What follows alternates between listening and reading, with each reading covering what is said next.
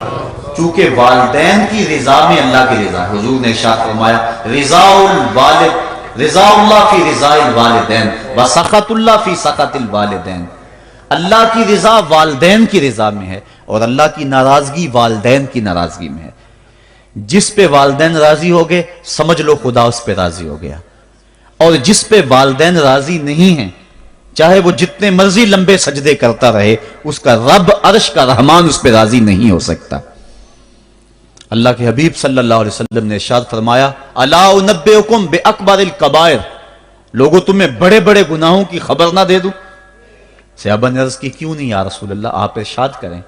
فرمایا الاشراک باللہ وعقوق الوالدین وجلس وکان متکئا قال الا وقول الزور والشہادۃ الزور۔ حضور فرمایا ایک اللہ کے ساتھ کسی کو شریک ٹھہرانا، اور دوسرا کسی انسان کو قتل کرنا، تیسرا والدین کی نافرمانی کرنا۔ اور حضور اس موقع پہ ٹیک لگائے بیٹھے تھے، ٹیک چھوڑ کے آگے ہو گئے، وجلس وکان متکئا، آگے ہو گئے، اور حضور نے 3 مرتبہ اس بات کو کہا، اور پھر فرمایا اور جھوٹی گواہی دینا اور جھوٹی شہادت دینا۔ تو یہ وہ ہیں جو بڑے بڑے گناہ ہیں۔ میں نے ایک روایت میں پڑھا ہے حضور نے ارشاد فرمایا جنت کی خوشبو 1000 سال کی مسافت سے آنا شروع ہو جائے گی۔ جب لوگ جنت میں جائیں گے تو 1000 سال کی مسافت دور ہی ہوں گے کہ جنت کی خوشبو آنا شروع ہو جائے گی، لیکن 4 اشخاص ہیں جو جنت کی خوشبو نہیں پا سکیں گے۔ وہ کون کون سے ہیں؟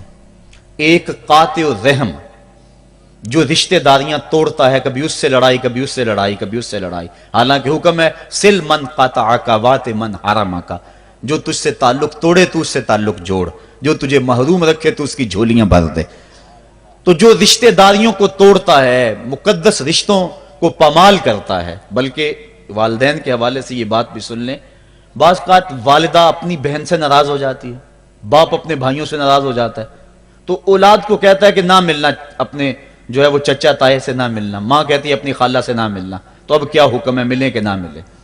تو علماء نے اس پہ گفتگو فرمائی ہے کہ قطع رحمی حرام ہے، اور ماں قطع رحمی کا حکم دے رہی ہے، کہتی ہے، اور بندہ سوچتا ہے، بچہ سوچتا ہے کہ میری خالہ تو میری ماں کے پیچھے، میرے چچا میرے تائے تو میرے باپ کے پیچھے ہیں، جب باپ نہیں ملتا تو میرے کیا لگتے ہیں، جب ماں نہیں ملتی تو خالہ اور ماموں میرے کیا لگتے ہیں؟ تو وہ ماں کے پیچھے اور باپ کے پیچھے لگ کر ان عظیم رشتوں کو چھوڑ دیتا ہے، جبکہ لا طاعت المخلوق فی معصیت الخالق، خالق کی معصیت میں مخلوق کی اطاعت نہیں ہوگی۔ تو جو یہ چیزیں ہیں قطع رحمی نہیں کی جائے گی۔ علماء نے یہاں طریقہ یہ بیان کیا ہے کہ والدین سے چوری ملے تاکہ ان کا بھی دل نہ دکھے لیکن ان سے تعلق نہ توڑے، چونکہ قطع رحمی کے زمرے میں نہ آئے۔ تو 4 اشخاص ہیں قیامت کے دن جو جنت کی خوشبو بھی نہیں پائیں گے، ان میں سے ایک قطع رحمی کرنے والا، دوسرا بوڑھا زانی، اور تیسرا تکبر کی وجہ سے ٹخنوں سے نیچے شلوار لٹکانے والا، اور چوتھا والدین کی نافرمانی کرنے والا۔ حضور فرمایا یہ 4 اشخاص ایسے ہیں کہ جو جنت کی خوشبو بھی نہیں پائیں گے۔ اور ایک اور 4 اشخاص کی کہانی سنو۔ حضور نے ارشاد فرمایا اے عمر، اگر مجھے لوگوں کے سست ہو جانے کا ڈر نہ ہو تو میں تمہیں یہ بات کہوں کہ اس خبر کو جا کے گلی بازاروں میں بتا دو اور 4 اشخاص کی جنت کی گواہی دے دو کہ انہیں جنت میں جانے سے کوئی شے نہیں روک سکتی۔ عرض کی حضور کون کون؟ فرمایا ایک وہ عورت جس نے اپنی ساری محبتیں اپنے خامد پہ نچھاور کر دیں اور وہ اس حال میں مری کہ اس کا خامد اس پہ راضی تھا، جنت میں جانے سے اس کو کوئی شے نہیں روک سکتی۔ اور دوسرا وہ شخص جس کے بچے زیادہ ہیں، ذرائع آمدنی تھوڑے ہیں، لیکن اس نے اپنے بچوں کے پیٹ میں حرام کا لقمہ نہیں جانے دیا، محنت کرتا رہا، اوور ٹائم لگاتا رہا، مزدوری کرتا رہا، اور اپنے بیٹوں کے لیے رزق حلال کی تلاش میں رہا۔ وہ بوڑھی کمر پہ بوریاں اٹھا اٹھا کے کام کرتا تھا، اور اپنی کثیر اولاد کی پرورش کے لیے اس نے محنت بلی کی اور ان کو حرام کا لقمہ نہیں کھلایا۔ فرمایا قیامت کے دن اس کو بھی جنت میں جانے سے کوئی شے رکاوٹ نہیں پیدا کر سکتی۔ اور تیسرا حضور نے فرمایا وہ شخص کہ جو اپنے والدین کے ساتھ حسن سلوک کرے، اور اس کے والدین اس پہ خوش ہوں، اس پہ راضی ہو جائیں. اور چوتھا وہ شخص کہ جس نے ایسی سچی توبہ کی کہ گناہوں کی طرف پلٹنا اس کے لیے اتنا مشکل تھا، جس طرح جانور کے تھن سے نکلا ہوا دودھ واپس نہیں جا سکتا، وہ گناہوں کی دنیا میں دوبارہ نہیں جا سکتا. تو یہ فرمایا یہ 4 شخص ایسے ہیں. عمر اگر اس بات کا ڈر نہ ہو کہ لوگ سست پڑ جائیں گے تو ان 4 اشخاص کے بارے میں شہادت دے دو کہ یہ دنیا پہ چلتے پھرتے جنتی. تو ماں باپ کی خدمت کرنے والا، ماں باپ کو راضی رکھنے والا یقیناً اللہ کی نعمتوں کا حقدار ہے. وہ بدبخت ہیں بیٹے جو ماں باپ کو راضی نہیں رکھتے. اللہ کے حبیب صلی اللہ علیہ وسلم کی خدمت میں ایک شخص حاضر ہوا اور اس نے اذن جہاد طلب کیا. حضور میں جہاد پہ جانا چاہتا ہوں، مجھے اجازت مرحمت فرمائے. حضور نے فرمایا احیٌ والدا کا، کیا تیرے والدین زندہ ہیں؟ قالا نعم، عرض کی ہاں حضور میرے والدین زندہ ہیں. قالا ففیہما فجاہد، کہا جا ان کی خدمت کر، یہی تیرا جہاد ہے. ماں باپ کو بلکتا ہوا چھوڑ جائے اور آپ جہاد پہ چلا جائے، ماں فالج میں گری ہوئی ہے اور بیٹا تبلیغی گشت پہ چلا جائے، باپ تڑپ رہا ہے اور بیٹا پیر کی چوکھٹ پہ جھاڑو دیتا پھرے، اللہ راضی نہیں ہوگا. میں سچ کہتا ہوں، اپنے بھی خفا مجھ سے ہیں بیگانے بھی ناخوش، کہ میں زہر حلاحل کو کبھی کہہ نہ سکا کند. بات وہی کہتا ہوں سمجھتا ہوں جسے حق، نئے ابلۂ مسجد ہوں نئے تہذیب کا فرزند. محمد عربی صلی اللہ علیہ وسلم سے بڑا پیر کون ہو سکتا ہے؟ لیکن حضرت وہ ویسے کرنی نہیں آ رہے. آقا کریم اپنے بٹن کھولتے ہیں اور کرن کی طرف، یمن کی طرف رخ کر کے لمبی سانسیں لیتے ہیں اور کہا میں رحمان کی خوشبو پا رہا ہوں. ایک دن صحابہ نے پوچھا بندہ نواز جس کے لیے تڑپتے ہو، جس کی ٹھنڈی ہوائیں آپ کو آ رہی ہیں، وہ آپ کا بڑا پیار کرنے والا ہے؟ کہا ہاں میرے سے بڑی محبت کرتا ہے. تو کہا پھر اتنی محبت کرتا ہے تو یمن تو دور نہیں ہے، بلال حبش سے آ گیا، سلمان فارس سے آ گیا، سہیب روم سے آ گیا، اور وہ یہاں یمن سے نہیں آ سکا؟ فرمایا اس کی بوڑھی اور نابینا ماں ہے جس کی خدمت اس کو نہیں آنے دیتی. اللہ اکبر. اب حضرت اویس کرنی نہیں آئے لیکن خیر التابعین کہلائے. آئے نہیں لیکن حضور ان کی یاد میں تڑپ رہے ہیں. اللہ، بلکہ حضور نے فرمایا کہ کوئی جائے اویس بن عامر کو ملے، اور جب ملے تو اس کو کہنا میری امت کی بخشش کی دعا کرے. جو ماں باپ کی خدمت کرتا ہے اس سے ثابت ہوا اس کی دعائیں قبول ہوتی ہیں. میں نے ایک روایت میں پڑھا ہے کہ جو آدمی روزانہ اپنے والدین کے لیے دعا کرے، والدین زندہ ہوں تب بھی، والدین فوت ہو گئے ہوں تب بھی، یہ عادت بنا لے، روزانہ ماں باپ کے لیے دعا کرے، ساری زندگی اس کے رزق میں بے برکتی نہیں آئے گی، اللہ اس کو رزق کی فراوانی عطا کر دے گا. اور جو والدین کے لیے دعا نہیں کرتا اللہ تعالیٰ کی رحمتوں سے محروم ہو جاتا ہے. حضرت ابو ہریرہ رضی اللہ تعالیٰ عنہ جب بھی ہاتھ اٹھاتے تھے تو یہ دعا کرتے تھے، اللہم اغفر لابی ہریرہ ولأمی ولمن استغفر لہما. اے اللہ ابو ہریرہ کو بخش دے، حضرت ابو ہریرہ کی ماں کو بخش دے، اور قیامت تک جو ہم دونوں کے لیے بخشش کی دعا کرے اس کو بھی بخش دے.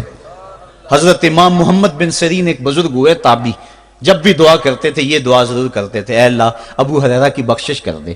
کسی نے کہا کہ تمہیں ابو ہریرہ رضی اللہ تعالیٰ نے ان کی ماں سے بڑی ہمدردی ہے. کہا ان سے جو ہمدردی ہونی ہے وہ تو ہونی ہے.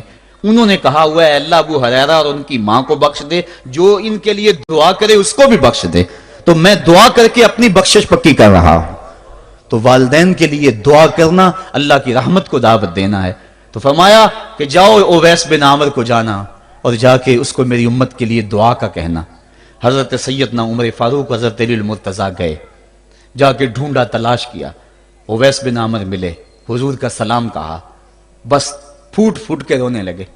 کہا بتاؤ میرے رسول کے لبوں پہ میرا نام کیسے آیا تھا؟ حضور میرا جب تذکرہ کرتے تھے کیسے کرتے تھے؟ یہ درد دیکھا تو بولے کہ کیا آپ اتنی محبت رکھتے ہیں تو پھر ملنے کیوں نہیں آئے حضور کو؟ اتنا جو پیار رکھتے ہیں تو زیارت کرنے کیوں نہیں آئے؟ تو حضرت اویس کرنی نے بات کے رخ کو بدلا. کہا تم نے میرے رسول کو دیکھا؟ تم نے میرے رسول کی زیارت کی ہے؟ کہا ہاں ہم تو صبح و شام وہاں رہے ہیں. کہا پھر بتاؤ حضور کے یہ ابرو جڑے ہوئے تھے یا کھلے ہوئے تھے؟ اب دونوں حیران ہو گئے. کہا تم نے تو دیکھا، میں نے تو دیکھا نہیں، تم بتاؤ نا. پھر میں تو گیا نہیں، مجھے کہتے ہو گیا نہیں، تم بتاؤ حضور کے ابرو جڑے ہوئے تھے یا کھلے ہوئے تھے؟ حیران ہیں. کہا حضور آپ ہی بتلائیے. کہا کوئی دور سے دیکھتا تو جڑے ہوئے نظر آتے، قریب آ کے دیکھتا تو کھلے ہوئے نظر آتے۔ یہ وہ ہے جو ماں کی خدمت کرتا رہا اور حضور کے دربار میں حاضر نہیں ہو سکا، لیکن حاضری اس کی تھی، وہ جہاں بھی تھا وہ نبی کے قرب میں تھا۔ تو اس لیے ماں باپ کی خدمت اتنا بڑا وظیفہ ہے۔ حضرت بایزید بستامی کہتے ہیں میں نے حق معاف کروا لی اپنی ماں سے، کہ ماں تیرے حق ادا کروں یا اللہ کے حق ادا کروں، تو مجھے اپنے حق معاف کر دے، میں اللہ سے اپنے حق معاف کروا لیتا ہوں، اپنی اللہ کو راضی کر لیتا ہوں۔ جنگلوں میں گھومتے رہے، 12 سال بیت گئے، ایک دن دوبارہ آئے، بستام کی سمت سے گزرے، خیال آیا چلو ماں کو سلام کر جاؤں۔ تہجد کا وقت تھا، رات کا وقت تھا، دروازے پہ کھڑے رہ گئے کہ میری ماں سوئی ہوگی، میں نے کبھی کوئی خدمت نہیں کی ماں کی، تو اب اٹھا کے تکلیف کیوں دوں؟ ساری رات کھڑے رہے۔ جب تہجد کا وقت گزرا تو نالی سے پانی آیا، سمجھ گئے کہ میری ماں تہجد کے لیے اٹھی ہے، دروازے کے قریب ہو گئے تو ماں نے ہاتھ اٹھا لیے، کہا اللہ میرا بیٹا بایزید تیری طلب میں نکلا ہوا ہے، میں نے اسے اپنے حق معاف کر دیے، تو اس کو اپنا وصال عطا کر دے۔ حضرت بایزید دروازہ کھٹکھٹانے لگے اور ماں کے قدموں میں لپٹ گئے اور رو کے کہنے لگے جس رب کو میں جنگلوں میں تلاش کرتا ہوں وہ تو رب میری ماں کے پاس ہے۔ تو ماں کی دعاؤں میں اللہ کی رضا ہے، ماں راضی ہو جائے تو سمجھ لو خدا راضی ہے۔ اللہ تعالیٰ جل شانہ نے ارشاد فرمایا وَقَضَىٰ رَبُّكَ أَلَّا تَعْبُدُوا إِلَّا إِيَّاهُ، تیرے رب نے یہ طے کر دیا ہے کہ اس کے علاوہ کسی کی پوجا نہیں کرو گے، وَبِالْوَالِدَيْنِ إِحْسَانًا، اور والدین کے ساتھ اس نے سلوک سے پیش آؤ گے۔ اما یبلغن عندک الکبر احدہما او کلاہما فلا تقل لہما اف ولا تنہرہما، اگر تیرے پاس دو یا دونوں میں سے ایک بڑھاپے کو پہنچ جائیں تو پھر ان کے سامنے تو نے اف بھی نہیں کہنی اور نہ ان کو جھڑکنا ہے اور ان سے نرم لہجے میں بات کرنی ہے۔ جب ماں باپ جوان ہو، بچوں کی ضروریات پوری کر رہے ہیں، ان کے تعلیمی اخراجات اور ان کے معاشی سارے معاملات درست کر رہے ہوں، تو اس وقت تو والدین کی بچے تعظیم کرتے ہی ہیں۔ امتحان اس وقت شروع ہوتا ہے جب ماں باپ بوڑھے ہو جاتے ہیں اور چلنے پھرنے کی سخت بھی نہیں رہتی، صرف سانس کی ایک ڈوری لٹکی رہتی ہے، اور جس طرح بچہ اپنے بدن سے مکھی بھی نہیں اڑا سکتا تھا، اب یہ حالت ماں باپ پر آ گئی اور بچے کی طرح مزاج چڑچڑا ہو گیا۔ زمانے کے حالات بدل گئے لیکن ماں کی پرانی، باپ کی وہ پرانی روش ہے، وہ اسی انداز میں اسی ڈگر میں بات کرتا ہے۔ یہ آزمائش کے دن ہیں، یہ امتحان کے دن ہے، اب دیکھنا ہے والدین کی اس وقت تعظیم کون کرتا ہے۔ فرمایا اما یبلغن عندک الکبر، اگر تیرے پاس وہ بڑھاپے کو پہنچ جائیں، دونوں پہنچ جائیں یا تیری خوش قسمتی کہ دونوں میں سے ایک پہنچ جائیں یا دونوں پہنچ جائیں، تو پھر ان کی تو نے تعظیم کرنی ہے۔ کیا کیسے تعظیم کرنی ہے؟ فلا تقل لہما اف، تو نے ان کو اف بھی نہیں کہنا۔ حضرت امام فخر الدین رازی کے حوالے سے میں آج ہی صبح یا گزشتہ شب اف کی تشریحات دیکھ رہا تھا، انہوں نے 12-13 اقوال بیان کیے ہیں لیکن 2 قول فرماتے ہیں۔ اف یہ ہے کہ انسان کے بدن کے اوپر جو شفاف رہتا ہو، صاف رہتا ہو، مٹی پڑ جائے، ریت کا ذرہ پڑ جائے تو اس کو پھونک مار کے اس کو ہٹاتا ہے، تو وہ پھونک سے جو آواز پیدا ہوتی ہے اس کو عربی میں اف کہتے ہیں۔ تو پھر اف ہر اس چیز کے لیے منقول ہو گیا جو ناپسندیدہ ہے۔ ایک تو قول یہ ہے کہ والدین کے سامنے اس احتیاط سے رہو۔ دوسری بات آپ فرماتے ہیں اف کا مفہوم یہ ہے کہ جب ماں باپ بوڑھے ہو جائیں تو بول و براز چارپائی پہ نکل جاتا ہے اور انسان ان کو اٹھا کے ان کی خدمت کرتا ہے، صفائی کرتا ہے، کپڑے بدلتا ہے۔ انسان کی طبیعت میں جو فطری نفاست ہے اس کے تحت اس کو ماں باپ سے جو مکروہ اور ناپسندیدہ بو آتی ہے اس سے وہ بچنا چاہتا ہے۔ وہ نفرت ماں باپ سے نہیں ہوتی، وہ نفرت اس بدبو سے ہوتی ہے جو ماں باپ کے بدن سے یا چارپائی سے یا کپڑوں سے اٹھ رہی ہے۔ تو بندہ اپنے جو ہے وہ ناک پہ کپڑا رکھ لیتا ہے اس بدبو سے بچنے کے لیے۔ تو اف کے مفہوم کو بیان کرتے ہوئے حضرت امام رازی کہتے ہیں کہ انسان کو اس بات سے بھی روکا گیا ہے کہ تو اپنے ناک پہ کپڑا رکھ کے اگر ان کو صفائی کر رہا ہوگا تو ماں باپ کے نازک دل پہ کہیں یہ بوجھ نہ آ جائے کہ میرا بیٹا مجھ سے نفرت کر رہا ہے۔ اس لیے والدین کی تعظیم کا عالم یہ ہے کہ تو کھلے ناک سے ان کی خدمت کرے اور وہ بدبو سہتا رہے اور اپنے ناک کے اوپر کپڑا بھی نہ رکھے کہ تیرے ماں اور تیرے باپ کے دل کے اندر اتنا خلال اور ملال بھی پیدا نہ ہو. یہ ہے عف کا زمرہ. حضرت امام حسن رضی اللہ تعالیٰ عنہ نے ساری زندگی اپنی والدہ حضرت فاطمہ زہرا کے ساتھ بیٹھ کے کھانا نہیں کھایا تھا. ایک دن حضرت سیدہ فاطمہ نے فرمایا کہ بیٹا میرا جی چاہتا ہے کہ میرے ساتھ تم بیٹھ کے کھانا کھاؤ، لیکن تم نے کبھی بھی میرے ساتھ بیٹھ کے کھانا نہیں کھایا، کیا وجہ ہے اس کی؟ تو حضرت امام حسن فرمانے لگے، عرض کرنے لگے امی میں اس ڈر سے آپ کے پاس بیٹھ کے کھانا نہیں کھاتا کہ کہیں کسی لقمے کی طرف آپ کی نظر بڑھ جائے اور میں عدم آگہی کی وجہ سے اپنے ہاتھ کو اس لقمے کے پہ ڈال لوں اور نہ جان سکوں کہ اس لقمے کو اٹھانے کا ارادہ میری ماں کے دل میں پیدا ہو چکا ہے اور میں اللہ کی رحمتوں سے محروم ہو جاؤں، اس ڈر سے میں آپ کے ساتھ بیٹھ کے کھانا نہیں کھایا کرتا. یعنی ماں باپ کی تعظیم کا عالم یہ ہے، اف تک نہ کہو. حضرت سعید بن المسیب رضی اللہ تعالی عنہ جلیل القدر تابعی ہیں، وہ فرماتے ہیں کہ والدین کے سامنے بیٹے کی حالت کیا ہونی چاہیے. وہ فرماتے ہیں جس طرح بھاگا ہوا غلام پکڑا جائے اور اس کو پکڑ کے جو ہے وہ آقا کے سامنے پیش کر دیا جائے، تو اس بھاگے ہوئے غلام کو پکڑ کے جب آقا کے سامنے پیش کر دیا جائے تو جو حالت اس غلام کی ہوتی ہے بیٹے کی حالت یہ ماں باپ کے سامنے ہونی چاہیے. اب ان بیٹوں کو سوچنا چاہیے جو اپنے ماں باپ کو دقیانوسی کا تانا دیتے ہیں اور سمجھتے ہیں یہ اولڈ فیشن ہے، انہیں کیا پتا زمانہ کہاں چلا گیا ہے، اور ان کے فیصلوں کو مسترد کرتے ہیں. علماء نے اس بات کو تفصیل کے ساتھ بیان کیا ہے کہ شریعت کے جو قطعی ضابطے ہیں ان ضابطوں اور ان قوانین کو اور ان معاملات میں تو والدین کی فرما برداری نہیں ہوگی اللہ کی اگر معصیت ہوتی ہو، لیکن جو معاملے شک والے ہیں وہاں ماں باپ کے قول کو ترجیح دی جائے. تو فرمایا ان کے سامنے اف بھی نہیں کہنی، وَقُلْ لَهُمَا قَوْلًا كَرِيمًا، اور ان سے نرم لہجے میں بات کرنی ہے.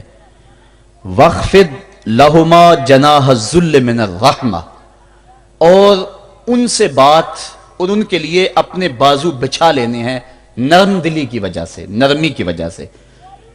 جب جانور زمین کی طرف رخ کرتا ہے اوپر سے نیچے کی طرف آتا ہے تو اپنے پروں کو سکیڑ لیتا ہے، تو اس کے لیے یہ لفظ بولے جاتے ہیں وَاخْفِضْ لَهُمَا جَنَاحَ.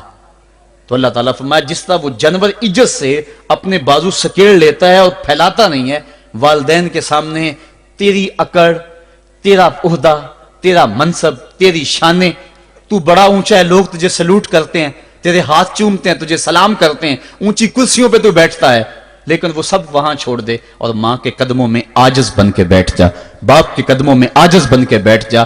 وہاں اپنی اس کسی چیز کا لحاظ رکھ، پرندہ اوپر کوڑے تو پر کھولے، لیکن جب نیچے آئے تو پروں کو سمیٹ لے. تیرا عہدہ، تیرا منصب باہر رہے، جب ماں باپ کے پاس آئے اس وقت تو مؤدب غلام کی صورت میں اپنے والدین کے سامنے کھڑا. وَقُلْ رَبِّ ارْحَمْهُمَا كَمَا رَبَّيَانِ صَغِيرًا، اور اگلا حق یہ بیان فرمایا کہ اللہ کی بارگاہ میں عرض کر رہا ہے اللہ میری ماں پر بھی اور میرے باپ پر بھی رحم فرما دے، جس طرح میں چھوٹا تھا اور میرے اوپر انہوں نے رحم فرمایا. انسان ماں باپ کے حق دے ہی نہیں سکتا. حضور نے ارشاد فرمایا کہ انسان ماں باپ کے حق نہیں ادا کر سکتا الا یہ کہ ان کو غلام پائے اور خرید کر آزاد کر دے. اس کے علاوہ کوئی صورت ایسی نہیں ہے. ایک شخص نے حضور کی خدمت میں حاضر ہو کے عرض کیا حضور میں اپنے والدین کی بڑی خدمت کی ہے، اس کو امام حقی نے لکھا ہے، اور جن مراحل سے میں گزرتا رہا ہوں ان مراحل سے میرے ماں باپ گزرے ہیں اور میں نے ان کی خود خدمت کی ہے.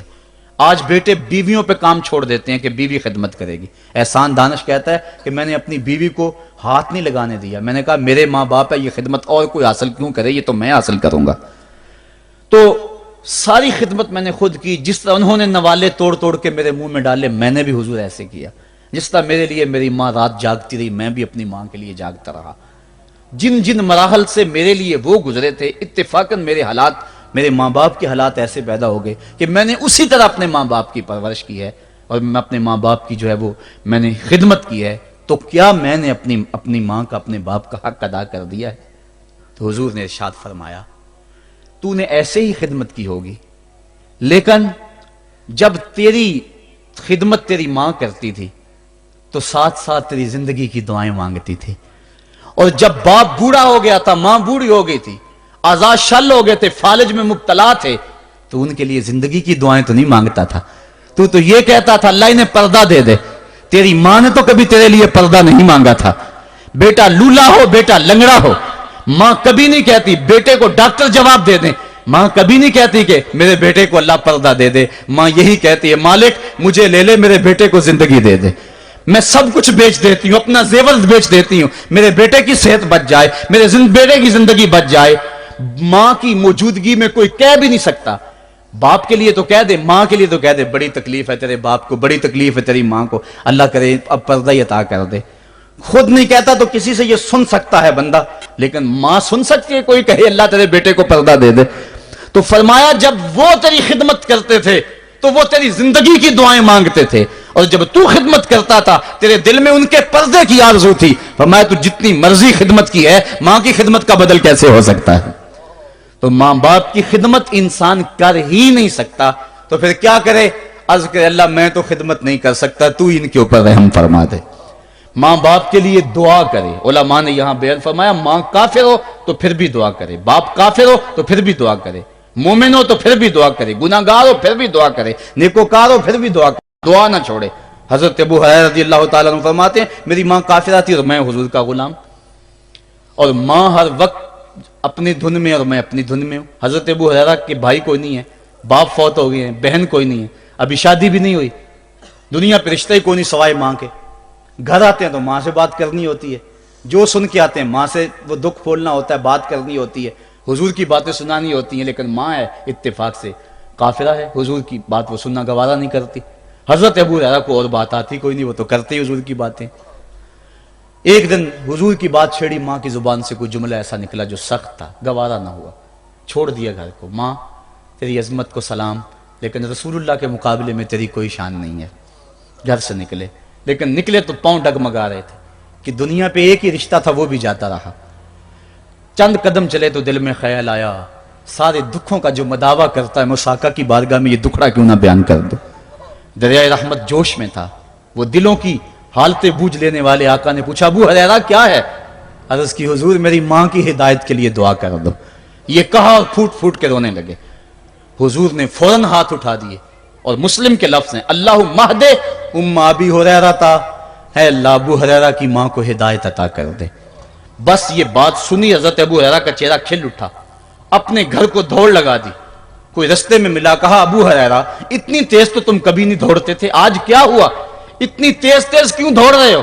کہا آج ہی تو دیکھنا چاہتا ہوں کہ گھر پہلے میں پہنچتا ہوں یا میرے آقا کی دعا پہلے پہنچتی ہے۔ حضرت ابو ہریرہ فرماتے ہیں جب میں گھر پہنچا تو دروازہ بند تھا، میں نے دستک دی، اندر سے آواز آئی بیٹا ٹھہرو میں آتی ہوں۔ کہا اس لہجے کو جان گیا، اس میں محمد کی بولی بول رہی ہے۔ کہا تھوڑی دیر کے بعد میری ماں آئی، تازہ غسل کی وجہ سے اس کے بالوں سے پانی کے قطرے ٹپک رہے تھے، اور میری ماں زنجیر کھول رہی تھی، اس کے لبوں پہ شہادت کا کلمہ جاری تھا۔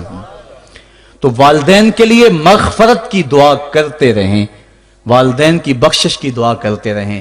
والدین جب دنیا پہ ہوتے ہیں تو اللہ کی رحمت کا گھنا سایہ ہوتے ہیں، لیکن جب دنیا سے چلے جاتے ہیں ان کی قبر سے بھی فیض ملتا ہے اور سکون اور طمانینت ملتی ہے۔ والدین فوت ہو جائیں تو ان کے حق ختم نہیں ہو جاتے، بلکہ حدیث میں آتا ہے 4 حق ایسے ہیں والدین کے جو مرنے کے بعد بھی اولاد کے ذمہ باقی رہتے ہیں۔ الصلاۃ، ان کے اوپر نماز جنازہ پڑھی جائے۔ دوسرا حق الاستغفار لہم، ان کے لیے بخشش کی دعا کرتے رہی جائے، مسلسل دعا کی جائے بخشش کی ان کے لیے۔ اور ایک روایت میں نے پڑھا ہے اگر کوئی بندہ اس کے والدین حالت ناراضگی میں فوت ہو گئے، والدین ناراض تھے، موقع نہ مل سکا منانے کا اور والدین فوت ہو گئے، تو حدیث میں آتا ہے کہ وہ کثرت کے ساتھ، ایک تو اپنی خالہ کے ساتھ، ماں اگر فوت ہوئی ہے تو باپ ہوئی ہے تو باپ کے بھائیوں کے ساتھ اس نے سلوک کرے، باپ خوش ہوگا۔ دوسرا کثرت کے ساتھ اپنے والد کے لیے استغفار، والدہ کے لیے استغفار کرتا رہے۔ جب کثرت سے استغفار ہوتا رہے گا تو اس کے والدین راضی ہوں گے، اللہ اس کے گناہ کو معاف فرما دے گا۔ دوسرا حق والدین کا یہ ہے استغفار لہم، ان کے لیے بخشش کی دعا کی جائے، حدیث میں آتے ہیں۔ تیسرا حق بر الاصدقاء، ماں کی سہیلیوں، بہنوں اور رشتہ داروں کے ساتھ، اور باپ کے دوستوں، بھائیوں اور رشتہ داروں کے ساتھ اس نے سلوک کیا جائے۔ اور چوتھا حق انجاز الوعد، وعدوں کو پورا کرنا، یعنی ماں نے یا باپ نے جو وعدے کیے ہوئے تھے، مسجد سے کوئی وعدہ تھا، مدرسے سے وعدہ تھا، کسی فلاحی تنظیم سے وعدہ تھا، کسی غریب سے اعانت کا وعدہ تھا، یا ان کا معمول تھا اعانت کرنے کا، تو جو ان کے معمولات ہیں اچھائی کے، ان کو جاری رکھا جائے اور اس سلسلے کو باقی رکھا جائے۔ تو یہ 4 حق ایسے ہیں جو والدین کے مرنے کے بعد بھی اولاد کے ذمے باقی رہتے ہیں۔ والدین اللہ کی بہت بڑی نعمت ہیں۔ جب یہ سایہ سر سے اٹھ جاتا ہے تو پھر پتہ چلتا ہے کتنا گھنا سایہ تھا۔ صاحبو، جن کے والدین زندہ ہیں وہ ان کی زندگی کو غنیمت سمجھے، اور جن کے والدین کا گھنا سایہ ان کے سر سے اٹھ گیا ہے وہ ان کے لیے استغفار اور کثرت دعا سے ان کی رضا حاصل کرنے کی کوشش کریں۔ اللہ تعالیٰ نے والدین کی رضا میں ہی اپنی رضا کو چھپا کے رکھا ہوا ہے، اور یہ والدین اتنا بڑا سرمایہ ہے۔ میں آپ حیثیت کیا رکھتے ہیں؟ خود امام الانبیاء صلی اللہ علیہ وآلہ وسلم نے والدین کی آرزو کی ہے۔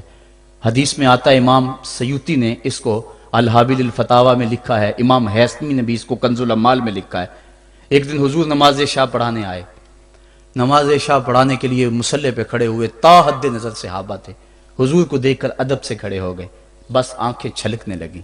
پھر حضور نے روتے روتے کہا، لو ادرکت والدی او احدہما، کاش آج میرے ماں باپ زندہ ہوتے یا ان میں سے کوئی ایک ہی زندہ ہوتا۔ انسان نے دکھوں کی زندگی گزاری ہو، بعد میں اللہ خوشحالیاں دے دے تو انسان آرزو کرتا ہے کہ کاش آج میرے ماں باپ زندہ ہوتے، میرے دکھوں بڑا دور دیکھا تھا، آج سر پہ عزتوں کی سجی ہوئی دستار بھی دیکھتے، میری غربت دیکھی تھی، دولت کی ریل پیل بھی دیکھتے، میرے گھر میں پریشانیاں دیکھی تھی، میرے گھر کے آنگن میں محبتوں کے کھلے ہوئے گلاب بھی دیکھتے۔ آرزو کرتا ہے، تمنا کرتا ہے۔ اللہ کے حبیب صلی اللہ علیہ وسلم کے والد اس وقت انتقال کر گئے تھے جب حضور شکم مادر میں تھے، والدہ اس وقت انتقال کر گئی جب عمر 6 سال تھی۔ ابوا کی ریت کے ٹیلے ہیں، مدینہ المنورہ سے واپسی ہے، حضرت آمنہ، حضرت ام ایمن اور حضور، 3 نفوس پہ مشتمل یہ قافلہ ہے، 2 اونٹ ہیں۔ حضرت آمنہ کو بخار ہو گیا، جان گئی کہ یہ میرا بخار جان لیوا ثابت ہوگا۔ ام ایمن کو بلایا، حضور کا ہاتھ پکڑ کے ان کے ہاتھ میں دیتے ہوئے کہا، ام ایمن، میرے اس بیٹے کو بحفاظت امیر قریش عبد المطلب تک پہنچا دینا۔ اور پھر اپنے بیٹے کو پاس بٹھایا، سر پہ ہاتھ رکھا، پیار کرنا چاہا اور کوئی باتیں کرنا چاہیں، لیکن ضبط کے سارے پیمانے ٹوٹ گئے، آنکھوں سے آنسو نکلنے لگے۔ بیوہ ماں نے جب اپنے در یتیم کے سر پہ ہاتھ رکھا تو پھر عرب کی ریت کے ذرے بھی رونے لگے۔ سیدہ آمنہ نے روتے ہوئے چند جملے کہے جو ابن حشام نے محفوظ کیے، کہا، بیٹا، ہر نئی چیز نے پرانی ہو جانا ہے اور ہر باقی نے فنا ہو جانا ہے، میں بھی جا رہی ہوں، وہ ذکری باق، لیکن میرا ذکر نہیں مٹے گا، وہ ولد تو تہرا، اس لیے کہ تیرے جیسا پاکیزہ بیٹا چھوڑ کے جا رہی ہوں۔ جن ماؤں کے بیٹے اتنے اچھے ہوں ان ماؤں کا تذکرہ نہیں مٹا کرتا۔ یہ جملے کہے، اس کے بعد حضرت آمنہ نے آنکھیں بند کر لیں۔ حضور علیہ السلام اپنی ماں کے جسد پہ پھوٹ پھوٹ کے روئے، ریت کے ٹیلے میں ماں کی تدفین کی، اوپر مٹی انڈھیل دی، آنسوں کا چھڑکاؤ کیا۔ آج ہو بھی کیا سکتا تھا؟ مدینہ تو رسول میں حضور کی والدہ فوت ہوتی تو آقا کریم کے لیے، ماں کے لیے کتنے صحابہ جنازے میں آتے، کتنے لوگوں کا ہجوم ہوتا، جنت سے فرشتے بھی پھول لے کر آتے، لیکن آج نہ کوئی جنازے میں شامل ہے۔ وہ کیا کسی نے کہا، تجھے کن پھولوں سے ہم کفن دیں، تو جدا ہی ایسے موسموں میں ہوا جب درختوں کے ہاتھ پھولوں سے خالی تھے۔ حضور آنسوؤں کا چھڑکاؤ کیا اور ام ایمن کے ساتھ چمٹ کے بیٹھ گئے، اور حضرت ام ایمن نے جناب عبد المطلب تک پہنچایا، اور 8 سال کی عمر تھی کہ عبد المطلب رضی اللہ تعالیٰ عنہ کا بھی انتقال ہو گیا۔